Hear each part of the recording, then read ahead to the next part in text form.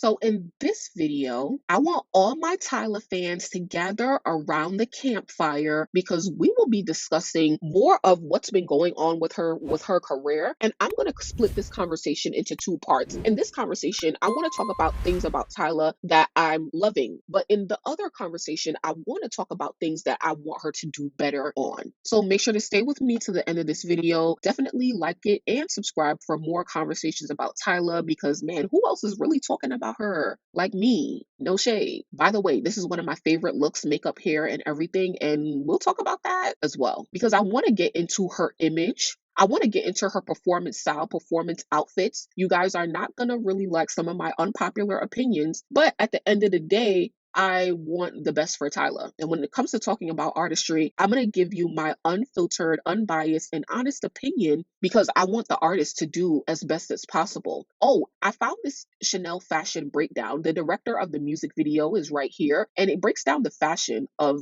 Tyla in the music video, which I thought was cool. A scene in Chanel. Fall winter 91 bomber jacket and chain belts. Okay. Vintage gun motif and bangles, a '09 belt worn as a bracelet. Ooh, interesting. So I can't show too much of the video because it is copyrighted material. Scene B in Chanel, Spring Summer 13 hula bag and Spring Summer 2006 wrap heel plus chinchilla fingerless gloves. Scene C in Chanel Spring Summer 93 plus Chanel Resort 2007 plus Spring Summer '03 logo necklace. Scene D in Chanel Spring Summer 95 waist belt and rear squinted mini skirt. Okay, mini skirt. Plus Gripox gold necklace plus crystal sandal. Love it. Cool. So that was a quick breakdown of her fashion. And fashion is one of the areas where I do feel like Tyla is struggling a bit, even though she's making really important moves. But I'll talk about that in the next video. I want to focus on her accomplishments in this one. Tyla has been honored as like Woman of the Year at several like publications. So let's get into this speech a little bit. It is like just seeing life as like a dream, like it's makeup, it's make believe. And you could make your life whatever you want it to be. When I think about like my sisters or my friends that compare themselves to people, I always look at them and wonder like, why are you doing that? Like you see the way I see you.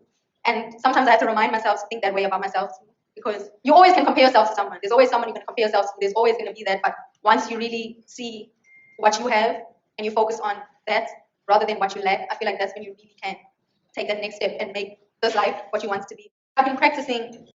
This was a really good message. It's my first time listening to it as I'm recording this. So, Tyla talks about comparing yourself and why that is harmful. And as young people, especially she is young, it's important to not do that because Tyla is so great, so amazing, so talented, so much farther along in life than a lot of people her age. And, I'm just glad that she is staying focused on herself, her vision, and what she wants. So this was Global Woman of the Year at the Glamour Awards. But here is her acceptance speech after being honored with Glamour's Woman of the Year award. Glamour's Woman of the Year, and this was Woman of the Year. See, it's like the same awards, but like 2 different days and 2 different looks. So let's see what she said here. Oh my God, this is 3 minutes. I might not play all of it. Title to have. So I'm just very lucky to be here, and I thank you guys so much. Like I'm proud of everyone that's Woman of the Year. We got this down. Like when I think of this, like all I can think of is like 6 years ago when I was sitting on this like huge beanbag that I used to sit on in South Africa back home. And at this time, like I've never left my country before. I didn't even have a passport. I was literally sitting there thinking every day, how am I going to do this? Literally, how am I going to do this? Like something that feels so impossible. Being from where I'm from, and at the time it was COVID. I was like, everything is working against me. Like, so that's Tyla being honored once again, giving another speech. And I've seen her win several awards this year. So I think that that's really cool. So let's switch some gears and let's talk about what Tyla fans have been discussing on the internet. Let's jump to Twitter where this person says, Tyla needs a new marketing and brand management team because what do you mean you're promoting a song that's not even on the EP you just released a few months ago? And what happened to releasing the music video for Mr. Media? I love that song, Mr. Media, and I would have loved a music video to it. But like I told you guys, I haven't even watched the video to Chanel. So, I see Tyla's music videos, but I'm not like the first to see them or whatever. But I can agree that something weird was happening with Tyla. It does seem like things are coming around right now because Chanel, the rollout and promo for Chanel seems to be going good. But a lot of people love the songs on the We Want a Party EP. Is It was a good song, Mr. Media was a good song, and there's probably other ones on there. And I think that Mr. Media deserved some of the attention that Is It got. It definitely deserved some single treatment. And people wanted the music video, at least to Mr. Media, before we moved on to Chanel. And that's something that I can agree with, because once you move forward as an artist, you can't move backwards. So you can't release Chanel and then go back and be like, oh, let's release the music video to Mr. Media.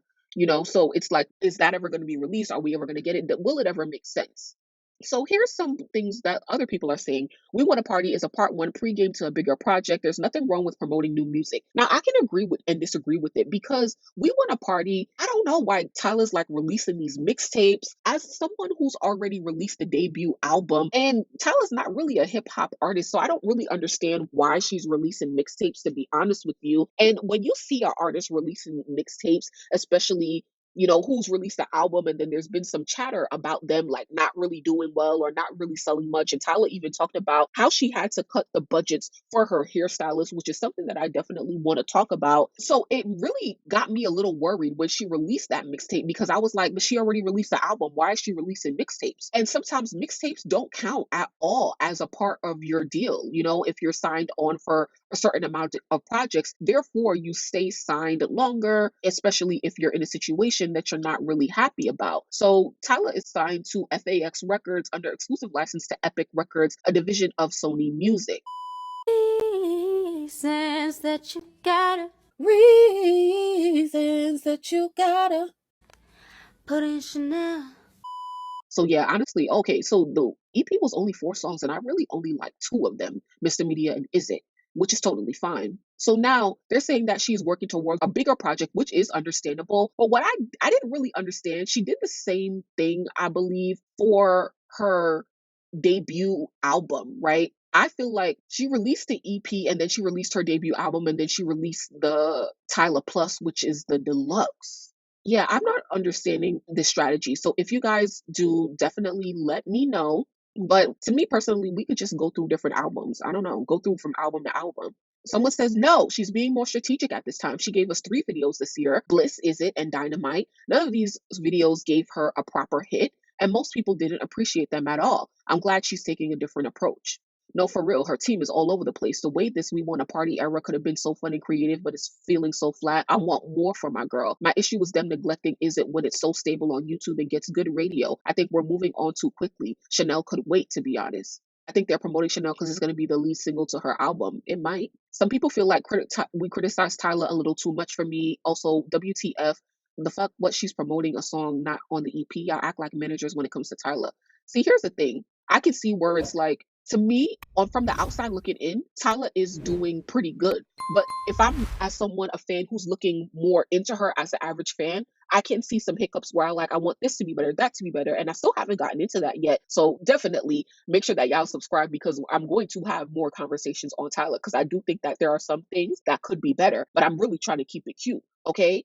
So I understand how fans can act like management, because sometimes they can be impatient and they can see, and we talk so much. We have so much fan discourse on social media, just like how we're having right now, right? 50 years ago, social media wasn't available, and you literally just took what you got. But I don't know. I don't even want to say things were more better in terms of artists releasing music back then, because people always talk about albums that never came out, people got dropped.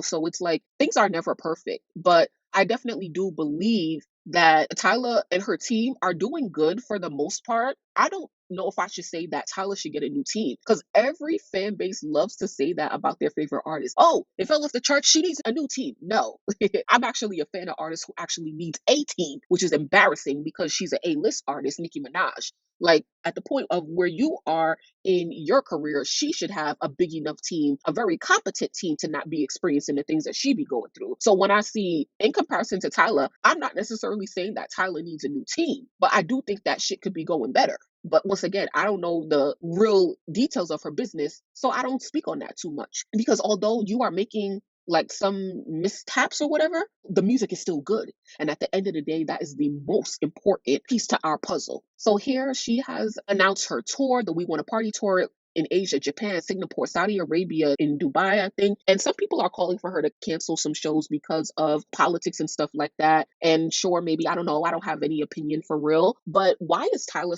starting her tour in Asia? I think that this is very strategic, and I think I would really agree on this strategy here. She had announced a tour for the United States after Water went viral and ended up having to cancel it because of some injury where I really think they canceled it because the sales weren't really given much. But I think Tyla has made some good strides since then, and she's almost ready to tour in the United States. But I feel like it's good for her to go to Asia first, because in America, when we see artists, I think when we see artists in different territories, and if you are American, let me know how you feel about this. But I feel like Americans, they need to experience FOMO, right? I don't feel like Americans are really appreciating what we're getting from Tyla for real, like one of the other fans said. So I feel like she should go to Asia. Then when she performs, you're going to see her go viral on the internet every day for her performances. And then everyone's going to be like, oh my God, I need to go to Tyla. I need to go to Tyla. When you're a new artist, don't give America anything first. Make America wait. Make America wait again. Make America great again. Let me stop.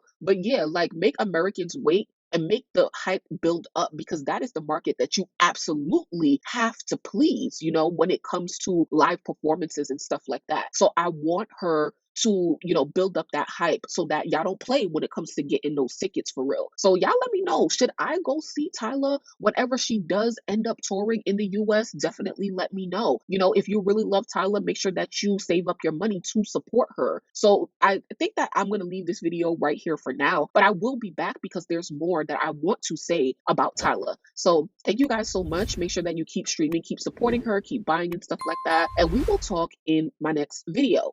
Peace. It's your girl Vina Love, the Harlem Princess, your favorite princess, and this is Destiny Below. Period.